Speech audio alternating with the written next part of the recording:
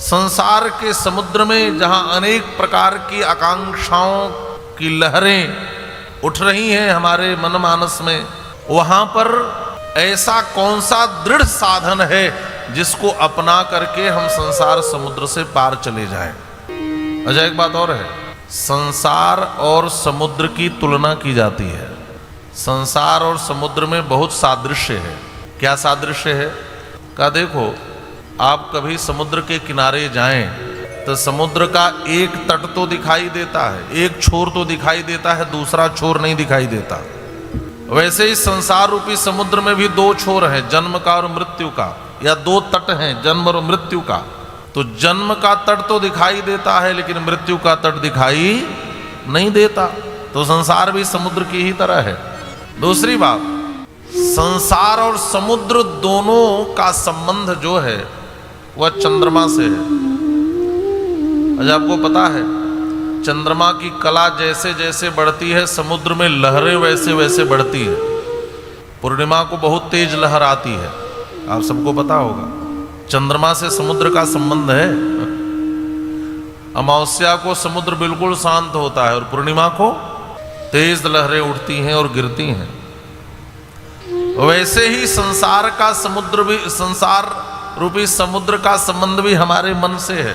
और सच कहा जाए तो भगवान के मन से ही चंद्रमा प्रकट होता है। चंद्रमा मन सो जाता। तो मन का संबंध संसार समुद्र से है जैसे चंद्रमा का संबंध उस समुद्र से है। हमारे भीतर भी आकांक्षाओं की लहरें खूब उठती हैं, खूब गिरती हैं। मन इस संसार में बड़ा डोलता फिरता है, बड़ी बड़ी कल्पनाएं करता है, बड़ी बड़ी लहरें भीतर भी उठती और गिरती हैं। तीसरी बात एक और है कि संसार में कभी कोई लहर बहुत ऊपर उठती हुई दिखाई देती है और अगले ही क्षण वह लहर नीचे आ जाती है। समुद्र की तरह संसार में भी होता है। कोई आदमी कुछ ही क्षण पहले बहुत ऊंचाई पर देखा जाता है और पता चलता है फिर वह व्यक्ति कभी बहुत नीचे भी गिरा दिखाई देता है। सच कहूं तो संसार भी समुद्र की ही तरह है, इसलिए संसार को समुद्र कहा गया। संसार की उपमा बार बार समुद्र से दी जाती है। इस भव समुद्र से, इस संसार समुद्र से कैसे पार हुआ जाए? का देखो, किसी भी समुद्र से पार होने के लिए साधन चाहिए।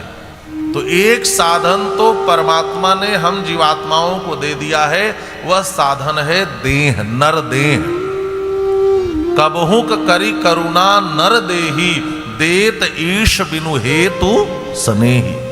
यह जो नरदेह है यह परमात्मा ने हमें करुणा करके, कृपा करके प्रदान किया है। यह नरदेह ही वह साधन है जिसको आधार बनाकर हम ईश्वर को पा सकते हैं। इसलिए गोस्वामी पाद कहते हैं साधन धाम मोक्ष कर द्वारा। यह शरीर ही समस्त साधनों का धाम है। यदि शरीर न हो तो आप कोई साधन कर पाएंगे, कोई साधना कर पाएंगे क्या? नहीं कर सकते। बिना शरीर के आप कुछ भी नहीं कर सकते। या उससे पूछिए जिसका शरीर अस्वस्थ हो जाए, कुछ भी कर सकता है? अच्छा, प्रश्न उठा, शरीर ठीक ठाक है, साधन अच्छा है आपका, लेकिन समुद्र से पार करने के लिए एक नौके की जरूरत है।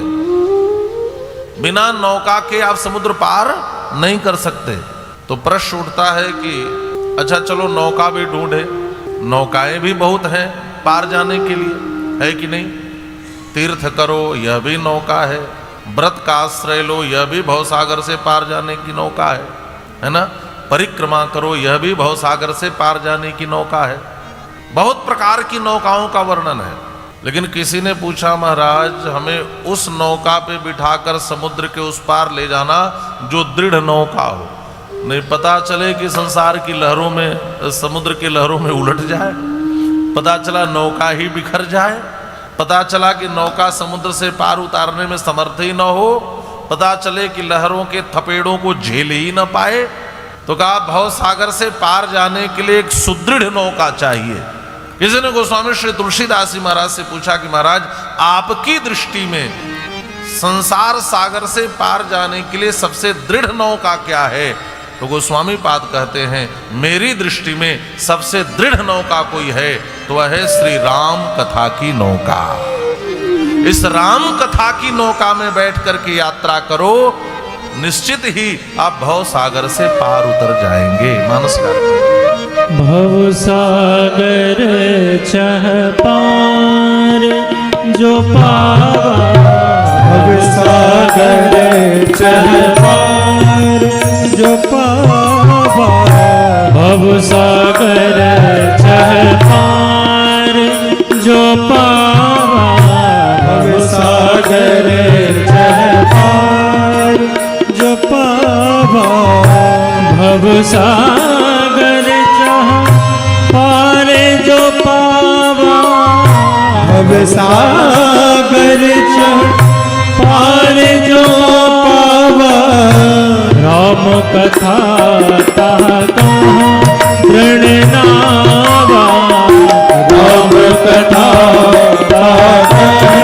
दृढ़ नावा, राम कथा कहना दृढ़ नावा, राम कथा कह दृढ़ नावा, भवसागर चह पार न पावा, भवसागर जो पार जो पावा, भवसागर चह, भवसागर चह, भवसागर चह पार जो पावा, भव सागर चह पार जो पावा, राम कथा ताकह दृढ़ नावा। दृढ़ नाव क्या है? दृढ़ नाव का क्या है? का वह राम कथा। तो आज से 9 दिवस पर्यंत हम लोग भी इस राम कथा की नाव में बैठ करके और यात्रा करेंगे, है ना। यह एक नौका ही है जिसमें हम सब अब सवार हो गए। यह राम कथा की नौका है। और गोस्वामी श्री तुलसीदास जी महाराज कहते हैं दृढ़ नाव है, घबराना मत। यह वैसी नौका है जो हमें भवसागर से पार उतार ही देगी।